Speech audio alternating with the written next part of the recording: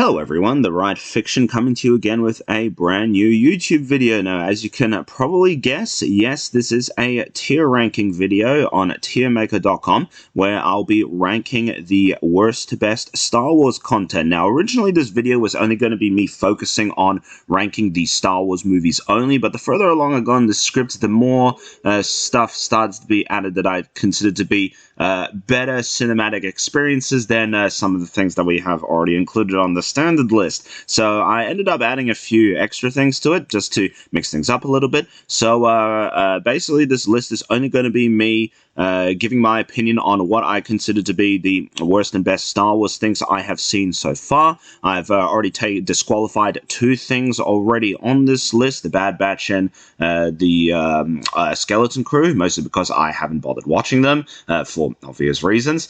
So rather than meandering too long on this introduction, let's get this list started with the first Star Wars product we are going to be talking about.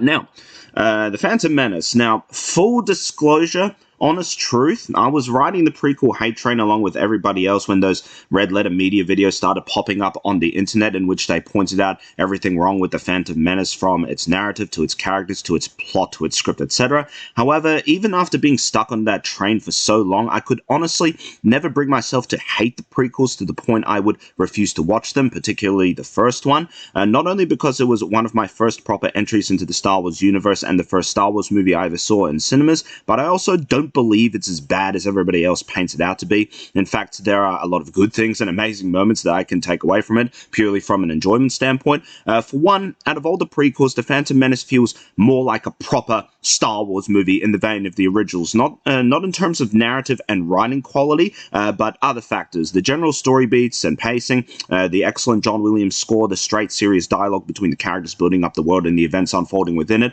You actually learn a lot about the Star Wars world from this movie. The beginning of Palpatine's Byzantine plot, the lore building, the characterization of set characters that feel very George Lucas-esque, both great and terrible, and the use of more practical sets and effects across the film before it devolved entirely into CGI slop in the next two films. One of my favorite examples of these practical effects being used was, like in the original trilogy, how the creators utilized giant ship models at the start of the film when the Jedi cruiser lands in the docking bay of the Trade Federation Hulk, the latter of which's model is absolutely gargantuan in real life. And there are multiple amazing examples of these practical sets and models being used across the entire film that just makes it look so damn good when paired with the CGI. It's one of those examples I love to point out where practical effects are enhanced and work really well with the CGI as a sort of hybrid of the two.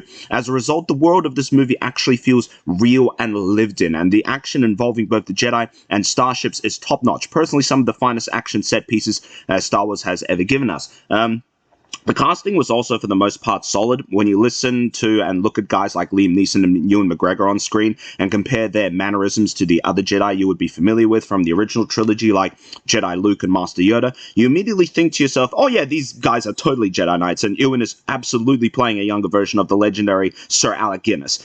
Darth Maul in particular, while he only had like 3 lines of dialogue across the whole film, the guy owned every single moment, not just with his presence and voice, but the physicality he brought to the movie to show what a new athletic Sith Lord in his prime could do, and it was freaking amazing.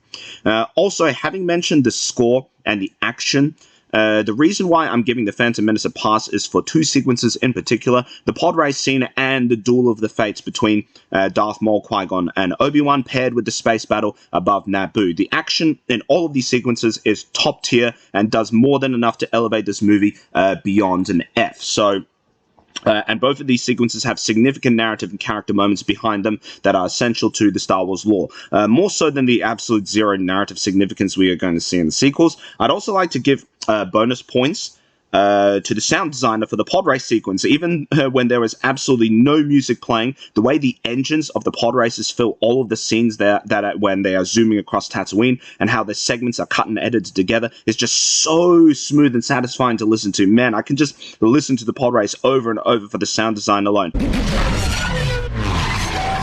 I'm giving this movie a C.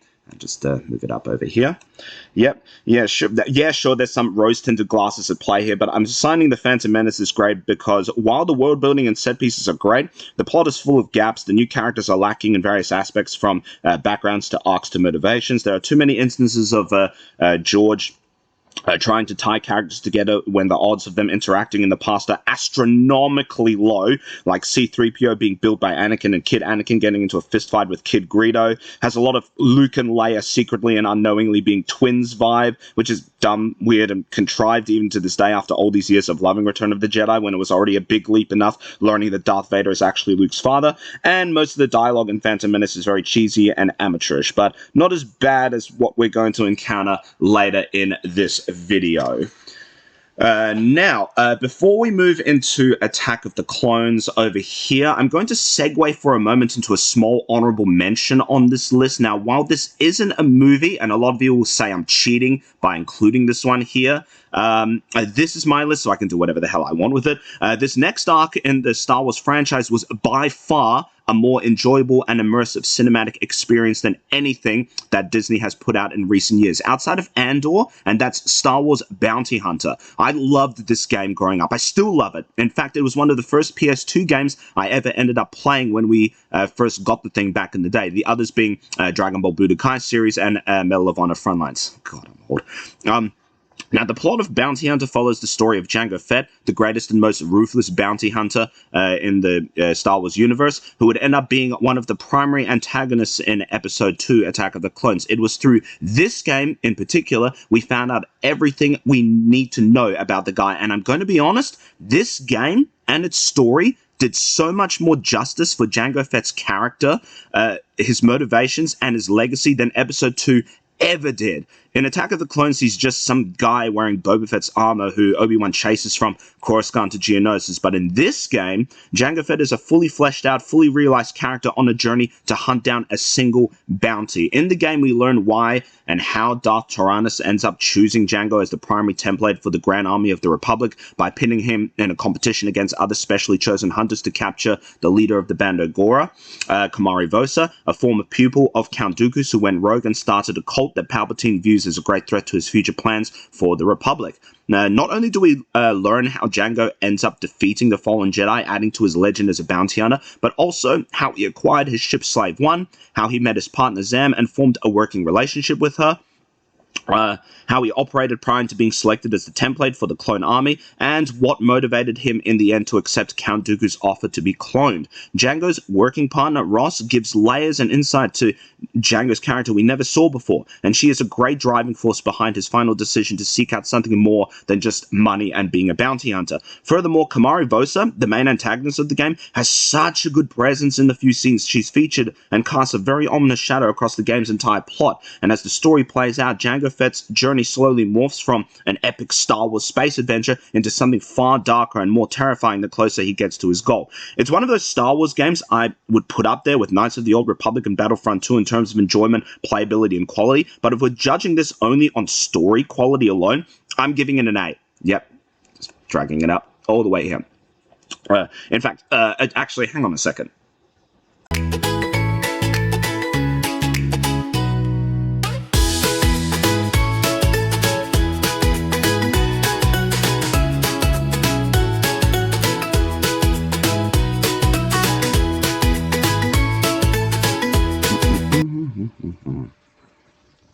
Let's go on there again.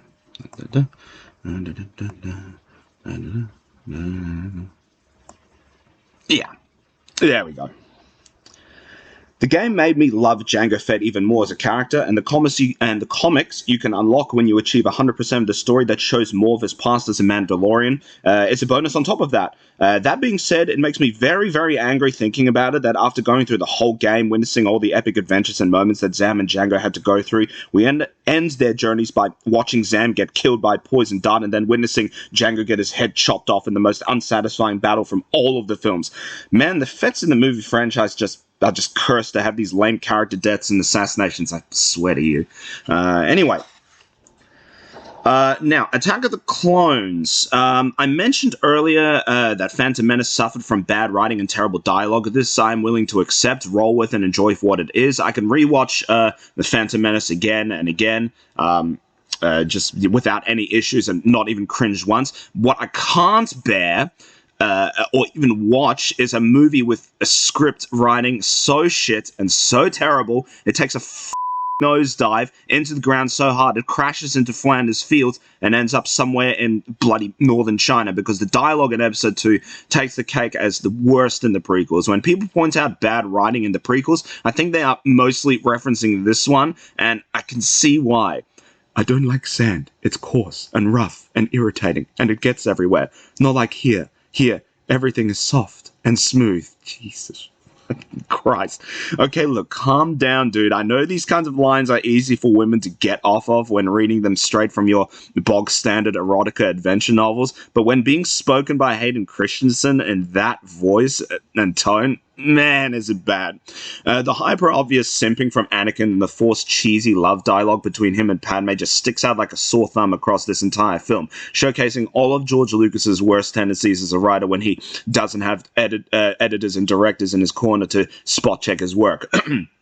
Whenever I put in Attack of the Clones to watch it, I honestly just fast forward through all of Anakin and Padme scenes to get to the more interesting plot points, which is basically Obi-Wan tracking down Padme's would-be assassin. Now, that being said, while the Anakin and Padme plot suffers from the second most cringe dialogue you've ever heard, don't worry, we're going to get even more worse later on, believe me, I can see the bright spots of the story in this movie. The concept of the Jedi tracking down an assassin who wants to take out the leader of the political opposition trying to seek a peaceful resolution to the rising separatist faction is a great idea, and Obi-Wan hunting down Jango to Kamino and then to Geonosis, ending in a climactic battle between the droids and clones, is definitely the most entertaining part of the story. The main problems are a lot of the aspects involved in the plot, the development of the clone army, Jango's history, Dooku's involvement, the corruption in the Senate, the politics, the motivations of the factions, Dooku's history.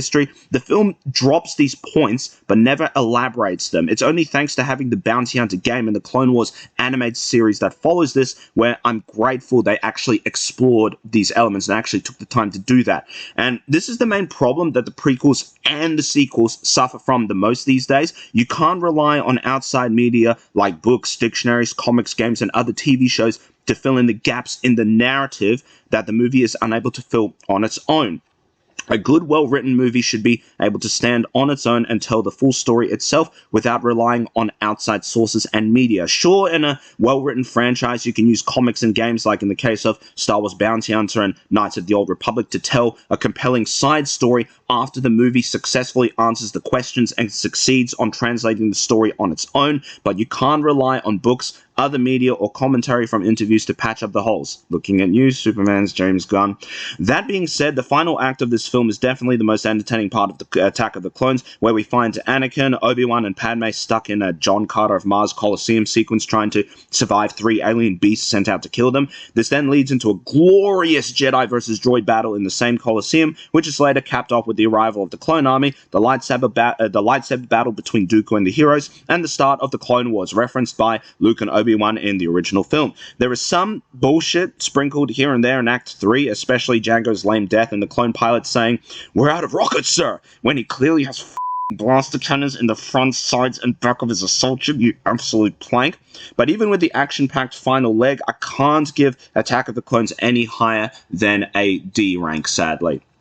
Sorry, Episode 2, but you guys at Lucasfilm really should have spot-checked George Lucas's writing before he started filming this thing. Not even the awfulness of the sequels can fix this one. Now, moving on.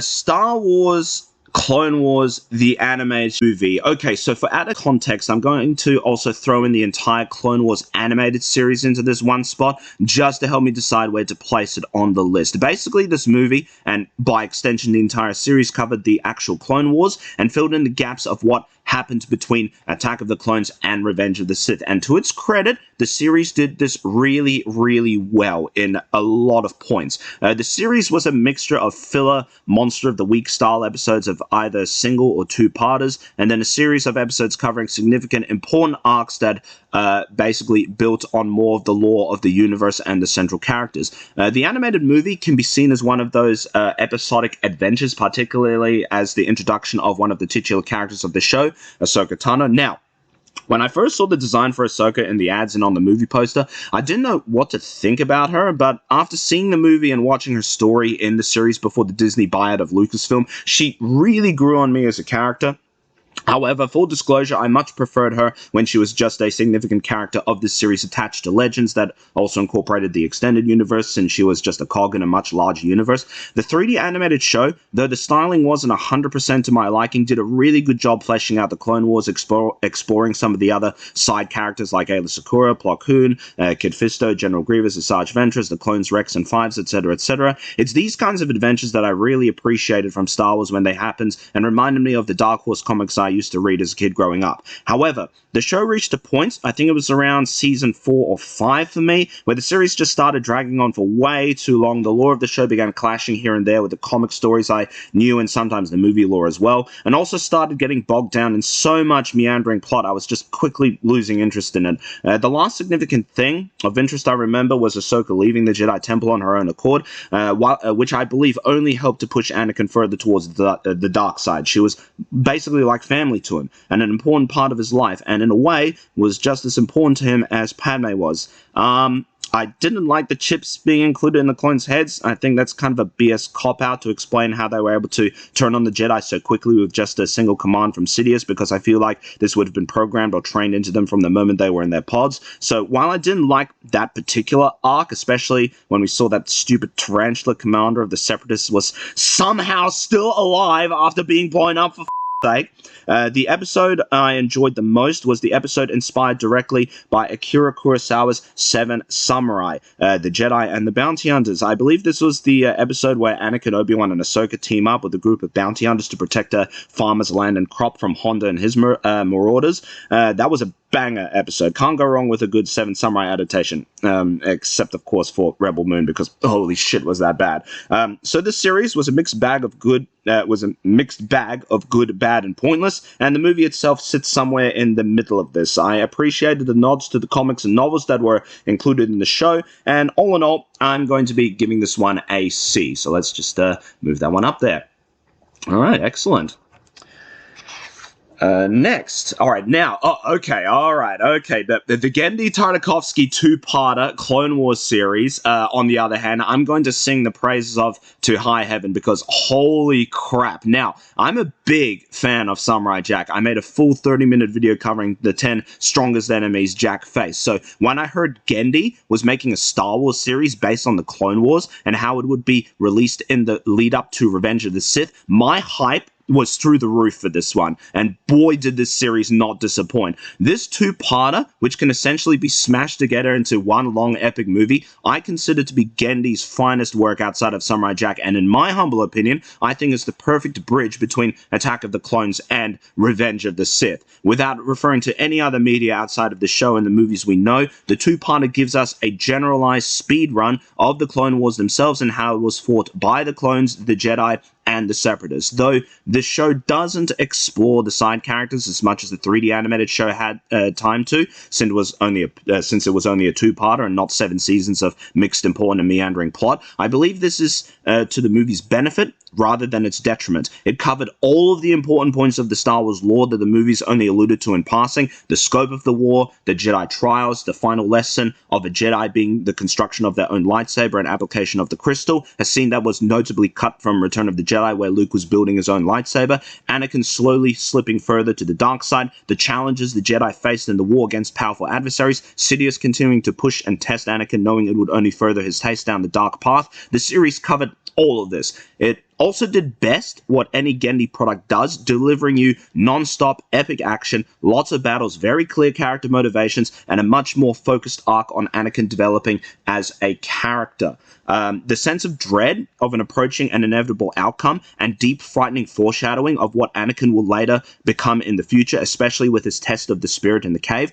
That sequence was just chef's kiss. Beautiful story writing without the need for heavy-handed exposition to explain what was going on in the scenes. And for those who are paying attention, the cave sequence basically did in 3 minutes what the 3D animated show took 5 seasons to ultimately get to the point of: Anakin falling into fear of losing any more loved ones, which is sublime when you talk of time well spent.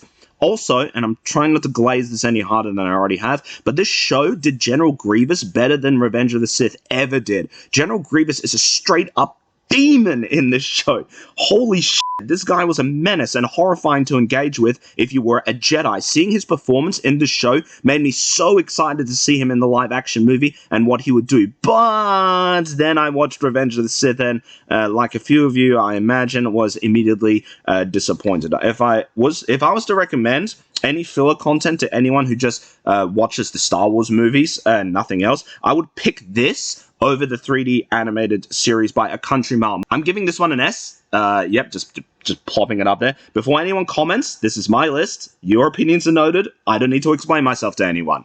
Now, moving on. Okay, now getting into the real meat of this discussion. Revenge of the Sith. Cons. Most of the film feels bloated and crowded in both story and environmental elements, not only cramming in Anakin's final descent to the dark side in the span of 3 hours, transforming him from good, unshakable war hero to child-murdering Lord of the Sith in record time, but also clogging up backgrounds, communities, and battles with ungodly numbers of crowds and effects. During the battles of the Clone Wars we do see in live action, there doesn't seem to be any strategy taking place in any of the fights put on screen, just armies charging each other down in the open, firing saturation barrages at each other in the hopes of winning by hitting the opposing side as hard as they can with as many soldiers as possible. This much I expected from how the Battle of Geonosis and the Genndy Clone Wars series depicted the fighting, but in live action it's just honestly way too much. To capture all of these moments required enormous amounts of special effects, and it's very hard not to see the on-screen actors performing in front of continuous green screen, a flaw that is later shared with the Star Wars sequels and the Marvel Cinematic Universe, but this is really the genesis of it all. The deaths of both Count Dooku and Grievous were very abrupt, more so Dooku's than Grievous's, and very underwhelming for such pivotal characters in the story. Anakin's final fall to the dark side was also quite sudden. He literally went from holding Palpatine at sword point and threatening to bring him in to eventually falling completely to the dark side like a brainwashed simp. The tone shifts are also very jarring. For some reason, George chose to make the droids funny in this movie, where they actually speak and act like dumb, cartoonish villains. It felt like a precursor to the droids we would eventually see in the Dave Filoni series later on, but the way the droids were behaving in this movie was far different from the previous two films. In The Phantom Menace, for example, even the bog standard battle droids in that one were actually quite menacing and acted far more appropriately as a military force. But in this film, they were all squeaking and acting like a bunch of clowns. I didn't really like it. The cringe love dialogue between Anakin and Padme is also still sadly present, though a little bit toned down. I know George was trying to have these last two films play out as something in the vein of Romeo and Juliet or whatever, but good lord, dial it back. Would it kill you to dial it back a little and have the characters express their feelings to each other more subtly? Now, while my cons are coming off as pretty harsh already, I will say that objectively, this film is better structured, better paced, and narratively more engaging than Attack of the Clones ever was. The opening battle was awesome, but it's when we finally get to Palpatine revealing himself to Anakin as Darth Sidious and the execution of Order 66, where the film takes an instant upsurge in quality. There are multiple instances where George uses silence, establishing shots and montages to hammer in home the gravity of the situation. I particularly appreciate the scene where Anakin and Padme are looking out at one another across Coruscant, and even though they can't actually see each other, you can tell this is a monumental moment for Anakin and a choice he would eventually have to make. When Order 66 finally plays out, watching the Jedi fall to their troops one after the other is such a grave moment, and the music that plays sets the tone the film will carry throughout the remainder of the final act. You really get it in your head that this is the end of an era, that all of the good and hope that was hanging on before Grievous's death has finally come crashing down around our heroes. Side note, while I appreciated seeing how Order 66 played out in Ahsoka's end in the final season of the Clone Wars, the fact that it turned out to be chips in the clones' heads and not them ultimately fulfilling the decisive order they were trained to follow all along, being hammered in from the start of their training, just bothers me to no end. The characters act and emote more dynamically in this film. The relationship between Obi-Wan and Anakin is portrayed excellently, and Palpatine eats up every scene he's in. Like, you can't go wrong with Ian McDiarmid. McDermott. I could gush on about this, but I won't. I'm going to give this movie a solid B ranking, so it's going to go sit comfortably up here. I enjoy this film, but it's personally a little too somber and heavy for repeat viewing for me. Now, moving on to what else is there? Oh. What the hell did this show do to Obi-Wan? Man, this entire series is just a launch pad for their stupid OC Inquisitor lady, who I have completely memory hold and just didn't really care about. Is that your position you wanted to take? Is it bad? She really wants. Is it bad that I actually think there's a chance they will show her chop those two in half? What is the motivation to try and kill Luke? Why is she? That's what I was asking. Why does she want to kill Luke so much? Yeah, because she doesn't know exactly who he is yet, right? She just wanted revenge against Vader. That was her motivation. She doesn't actually want to hunt Jedi. She just did that to get at Vader. Also, I was gonna say, so why does she want to? Maybe the motivation could be I'll kill Vader's son, but she doesn't know that's who Luke is, right? No. Yeah, as far as she knows, it's just and besides, kid what would that even do to Vader when he doesn't even know? Yeah, Vader doesn't. Yeah, imagine her just going back to Vader like, you had a son. I killed him. Maybe that's what like Uncle Owen asks. He's like, "Why are you here?" And she goes, I don't know. Dude, she just screams at him. I don't know. If she did actually kill them both, and like Luke wakes up the next day and he's just got like a different like uncle and aunt, it's like they've just swapped someone else in. This is like, our chance. This is your family now. This is a chance for actual dialogue. Come on, you can do it. No, I wish I could burn you here. Have you come to destroy me, What? Obi-Wan? You're the one that arrived here. What the fuck? Here. I will do what I must. What? That line didn't make any sense at all. Have you come to destroy me? What? You arrived. Vader, are you senile? Oh god, here we go. They did the Kenobi stance though. Look, they are a big flat open plane. So underwhelming. Yeah, and the camera's gonna be cutting all the time, moving around. Even if I was invested in this series, this fight seems underwhelming in like the way it's presented. So shaky, and I can't see. We're real close. I can barely see. Oh my god. Okay, Jesus. One of the others in the section. All right, let's just gonna pop it over here. This one is an easy F. Don't need to give it that much thought or explanation. Hashtag Solo lost money. Not only did this film come out after the death of Han Solo in The Force Awakens and after the putrid slime that was The Last Jedi, but Disney couldn't help themselves but violate the corpse of the character of Han throughout this cursed stool of a film by deconstructing and mocking his history, accomplishments, and origins. The film is full of twists you can see from a mile away, including that random one with Darth Maul. They made Han a pathetic simp and pawn for the ascent of Daenerys Targaryen and yet another ascent to seat of power in another franchise for retarded reasons. Han and Lando were possibly played by their actors trying to work with the horrifying scripts they were given, but they were ultimately puppets throughout. Oh, and the droid, man, the droid. I guess it's a thing now that droids in the Star Wars universe are confirmed to be completely human personalities trapped inside droids. It's not a quirk, it's not great programming. There is nothing to discuss. They are people now. People trapped inside robotic suits, panicking for their brothers and sisters' freedom from oppression, and restraining bolts are the only thing stopping them from going fucking homicidal. The bourgeois human is a virus on the hard drive of the working robot. So anyway, before they can all leave, Femputer is walking towards the ship and she shouts, "Rebellion!" really loud, and you just want to die. But my favorite part of the film comes right after. Femputer is tragically shot to pieces, and no word of a lie, I couldn't hold my laughter. It's played like the hero of a revolution is shot down in their prime, and to make it even funnier, this is America tries to pick up her body and accidentally tears it in half. Whoops. But it gets even stupider. Femputer is lying in his arms, trying to speak, but garbling some of her words, looking to cough up some oil and say sorry to him. And of course, he's losing his shit as his favorite sex toy is running out of batteries. Honey, we love you. Shut up, baby, I know it. I actually cheered in the cinema when she got shot and laughed when she broke in half. I don't know how Disney did it, but in the end, they ended up ruining the Millennium Falcon. I didn't think they could do it, but somehow Disney found a way by installing this absolute self-entitled smartass piece of shit bint into the Falcon systems, implying that throughout the entire original trilogy, this absolute dishwasher has been with our OT heroes the entire time. Jesus Christ. Now, Rogue One. And what should come as an absolute shock to no one, I am putting this movie in B tier. Right over there.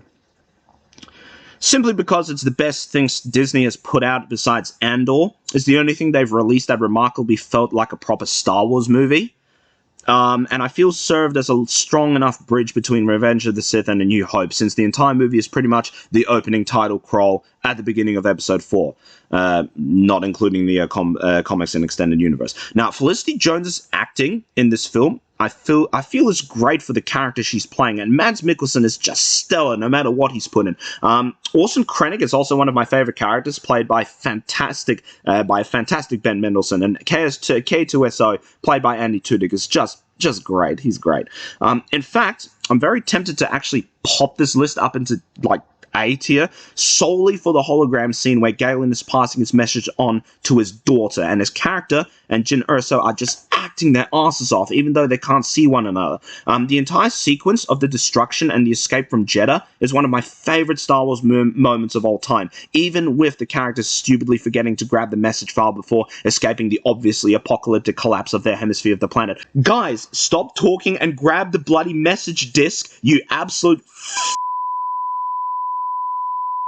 That being said, the film does have its problems. Aside from the one I just mentioned, I don't buy the Rebel Alliance would want to off Galen in the wake of Jeddah's destruction, considering the weapon is already complete and it would be in everyone's best interest to capture him alive to figure out how to destroy the Death Star.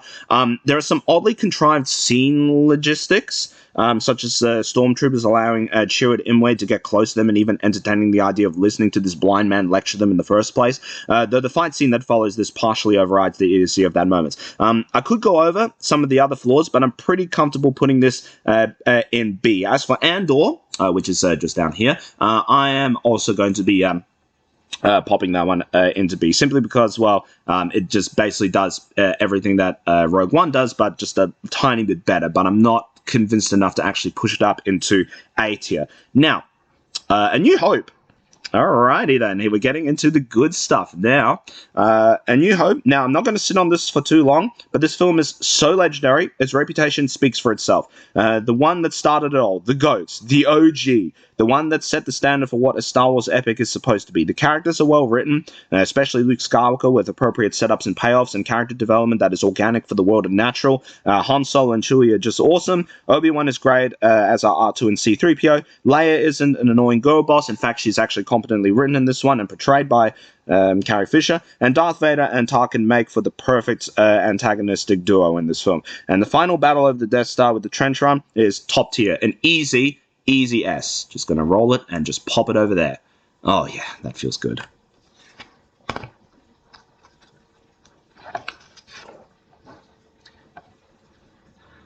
Now, Rebels.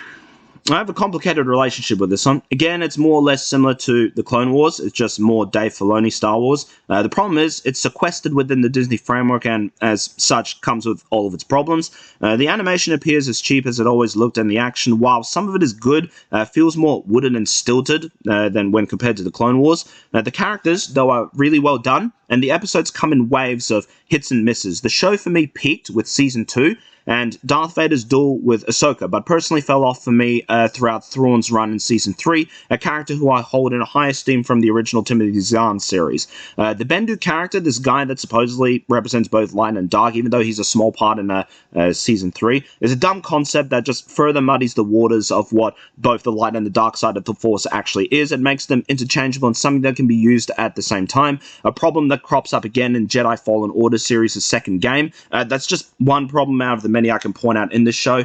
I'm going to be giving this one a C. Just popping it over there. It was passable, it was enjoyable, but it doesn't deserve to go any higher than a pass. Now, okay. Here's the first one for this list. Splinter of the Mind's Eye.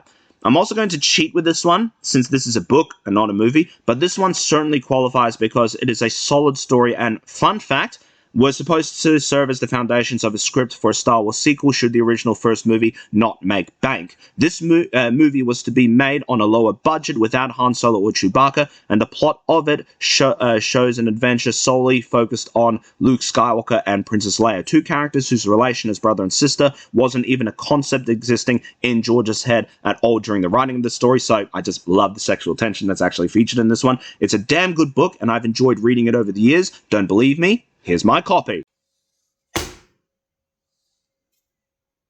I'm giving this one a B.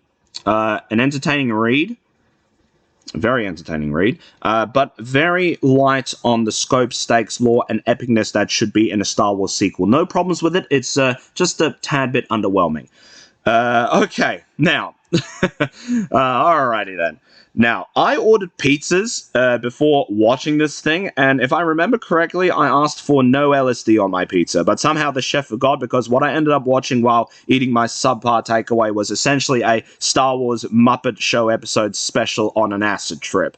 This movie is horrendously bad, no question, and I can see exactly why and how it earns its reputation clear as day. However, despite how bad a movie this turned out to be, it does have a unique charm to it and has some surprisingly good moments. Between all the mid and terrible musical numbers and cinematography that made this film feel like a primary school's Christmas stage play that your parents would have captured on a camcorder, the special has a far more coherent plot than people give it credit for. For example, the setup and payoff for the shopkeeper saving the day at the end when the Imperials wouldn't stop harassing the Wookiee family, and eventually he comes in with his identification card to send them on a wild goose chase. Unlike what we're going to see later, the story with the shopkeeper doesn't end with some Deus Ex Machina or some bullshit like that. Him being affiliated with the Empire was set up at the beginning of the film when he was trying to sell products to the Imperial Guard at his store, which then leads to a sweet, funny, but understandable resolution in the final act when Han and Chewie finally make it back to the latter's family home on Kashyyyk. Now, what stands out as the best segment in this entire acid trip is the cartoon short with Boba Fett's first on-screen appearance. This short has a unique art style resembling a cross between the heavy metal animation and Salvador Dali's paintings, and Boba Fett is portrayed incredibly well in this as this mysterious, menacing agent trying to get on the good guy's side of the heroes to enter and locate the rebel stronghold at the behest of Darth Vader. This guy felt more like Boba Fett than Boba Fett actually did in his own Disney Plus show. A man of few words, of action, and of mystery. Now, this acid trip doesn't deserve to be flat out put an F. In fact, I'm not actually going to entertain the idea, but it doesn't pass either. So instead, it's going to go into D. Solely because of the Boba Fett cartoon, which had the highest quality narrative aspect of the film by far. And you know what? The rest of the holiday special can happily ride that D into the sunset.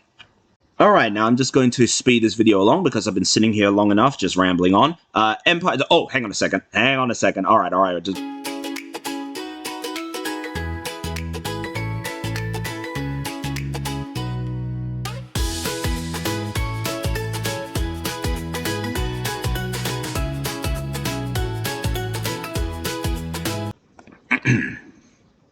Don't think any more needs to be said. Now, Shadows of the Empire.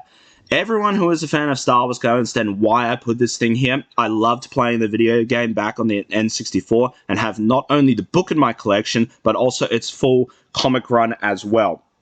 Again, a faithful adaptation of this book to film by Disney was an easy slam dunk, but Disney tossed all of that away for their own garbage cinematic universe that just strip mines all of the best elements from the extended universe and just makes it worse. So this one itself, the book, the game, everything, that is an easy A. I'm popping that out there. As for Return of the Jedi, this one is mostly an S-tier film. However, it does come with its own set of problems. One, a lot of the goofy elements present in the prequel trilogy you can see cropping up in this film, particularly the wacky Jabba's palace sequences, though I personally love them. The Ewoks in the film, though I enjoy them for what they are, I simply can't take seriously. I would have preferred Wookiees fighting against what Palpatine described as his best troops in his empire. Boba Fett's retarded on-screen death sequence is also a downvote. However, the most jarring thing to come from this entire movie isn't all of that, but Luke discovering that he and Leia were actually twins all along. Ooh. Even when I was a kid watching that scene, I found it very baffling. I was thinking, how? You were in a galaxy with billions of star systems and trillions of humans, and out of all of them, the former princess of Alderaan, who you rescued, made out with you twice, and you showed attraction towards in the first original film, turns out to be your sister? Now, putting all of that aside, the story and battle sequences throughout this film are superb. With the final battle over Endor paired with Luke, Vader, and Palpatine, Palpatine's battle in the throne room is the finest sci-fi action set piece by miles. The space battle in particular, I absolutely love it. I could watch that thing on repeat again and again. I love this movie, and I still do, even with all of its negative elements. And it was the only one that I watched the most as a kid, and even as a teenager, with the second most watched being A New Hope and Phantom Menace. This one is an easy A as well, dumping it right over there. I wish Luke and Leia being brother and sister was never a concept, honestly, dude. Like, George could have come up with much better idea, honestly. Alright, now to swim through the chunks of chum that are sitting at the bottom of this barrel. Mandalorian started off strong in the first 2 seasons and had far more respect for the lore than the others alongside it. However, because of its tragic dip in quality in Season 3, I'm assigning this thing a D. I'm sorry, Mandalorian. That third season really brought it down, my god. Boba Fett is not Boba Fett's in this show. Not to me. Far from it. His best portrayal in the Disney era was definitely his 8-minute cameo in Jedi Survivor, a mid-tier story that I'm not even going to bother ranking in this video. I much preferred reading his Dark Empire variant and the novelizations post Return of the Jedi, but that moped scene, man, bloody hell. Oh, Jesus Christ. Ahsoka. Oh man, I really enjoyed watching all the dead air in between the boring writing and retarded plot. I watched this thing on 1.5 times speed on my computer, and it was still boring as all hell. Coming into this after Rebels, I had so much higher expectations and hopes for this thing. Also, F for wasting my time. Jesus. Force Awakens. Oh, good God. Listen, if your film's title crawl falls apart even under the briefest analysis, your movie is not going to get any better. Not only is this a bastardized, horrible clone copy of A New Hope, but the way Han Solo is written, the lack of world building, the glazing of Rey Palpatine, and the horrendous pacing kills this film. Correction, not lack of world building, terrible world building. Like, you learn absolutely nothing about the state of the rest of the universe in this film.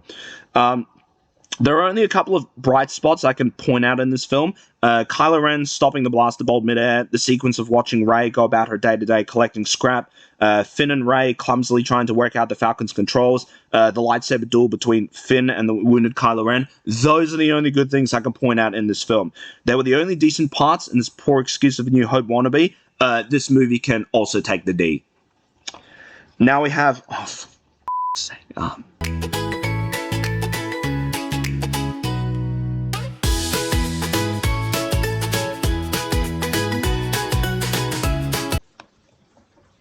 Okay, moving on.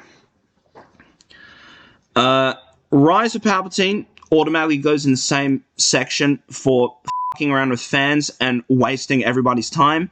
They tried to salvage the mess left behind by Rian Johnson, but ended up making an even bigger mess of the whole thing. The one sole inkling of a positive I can take away from this film was Palpatine putting on the best performance he physically could, and for the first time, seeing Palpatine's Force Storm ability actually being depicted on screen, in live action, even though it was colossally retarded, crossing over Rey's battle with the space battle, and having her save everyone like that. Now, so that my day doesn't end on the lowest note possible, I'm again going to cheat by including the 3 books that are what I consider the true sequel trilogy to the original trilogy, and would have been an easy 2 billion earners consistently had Disney chosen to adapt them faithfully instead of going for, well, whatever the hell these abominations were. Yes, the Timothy Zahn original Thrawn trilogy, by far and away, the only series I could ever want from Star Wars as a sequel trilogy. I've got all 3 original novels with their original artwork, and I've read all of them multiple times. And I've got the comics, and they are both iconic and timeless. The characters also act as they should, with side characters like Mara Jade, Wedge, and Akbar getting their moments to shine.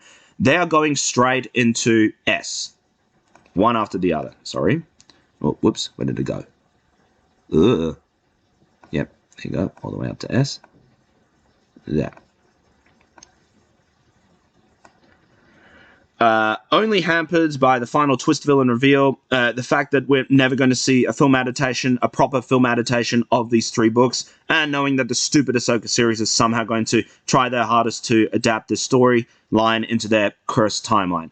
And yeah, that is basically my ranking of every single Star Wars project to date.